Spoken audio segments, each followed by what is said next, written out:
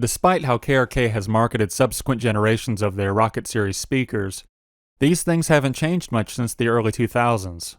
Front-ported MDF enclosure, Chinese construction, aramid fiber domes, what I think is an acrylic dust cap, and soft dome tweeters.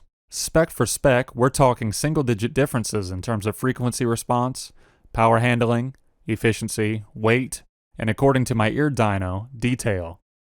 In my opinion, every 5-inch speaker in the $150 to $200 range, from Atom, Mackie, KRK, Kali, JBL, and Yamaha, sports near identical performance and similar features, with an asterisk.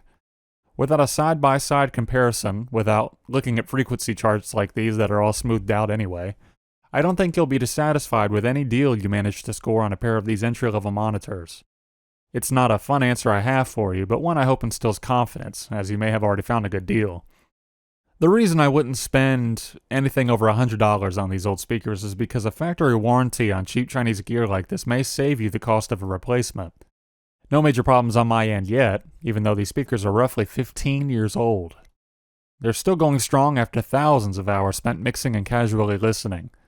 The pots on the back for the HF level adjust and volume are super scratchy and cheap feeling.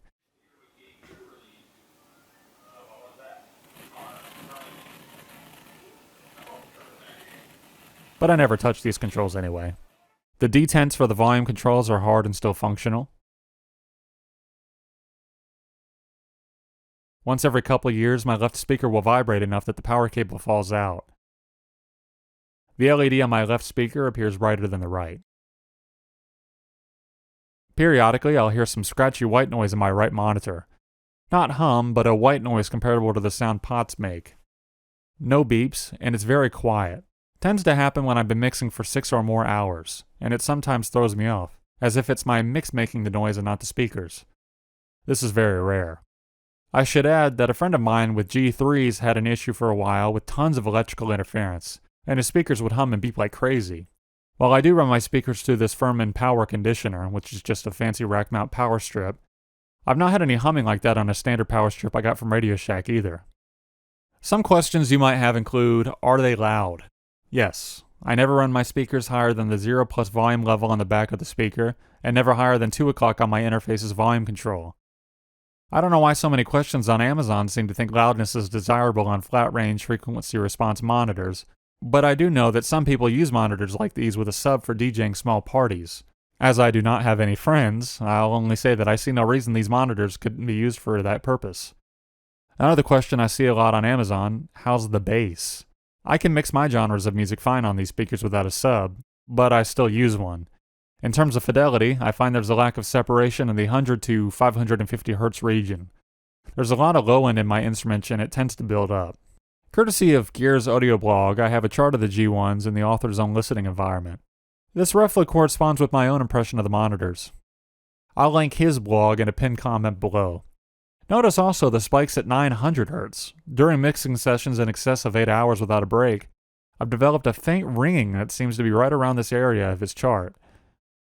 I couldn't find much more than FUD lore that these KRKs can be fatiguing in the high end, but I've seen the exact same criticisms of similarly priced Yamahas and JBLs. Whatever the case, take breaks. This isn't the fault of the speakers. It's difficult for me to talk fidelity on a pair of monitors like these in more quantitative terms. If you've heard good monitors, you'll know what bad ones sound like. These are by no means bad, but if you've had the opportunity to mix on nicer speakers, you'll know right away where these stand in relation. That being said, I've mixed dozens and dozens of tracks here on my channel with these speakers. Whether or not they sound good is largely dependent on my skill level. Anecdotally speaking, I found that mixing into ear-fatiguing territory in the high end translates best to car stereos, while a generous high-pass filter plays better with YouTube's compression. I'd like to do a side-by-side comparison of audio files pre- and post-YouTube's compression, just to see what's really going on, and in due course I'll have a new pair of monitors to do a mixing comparison on. There you have it. Any questions or comments, feel free to post those below. If you happen to spot a pair of these used in their, I'd say around the $85 to $100 range, go ahead and pick them up.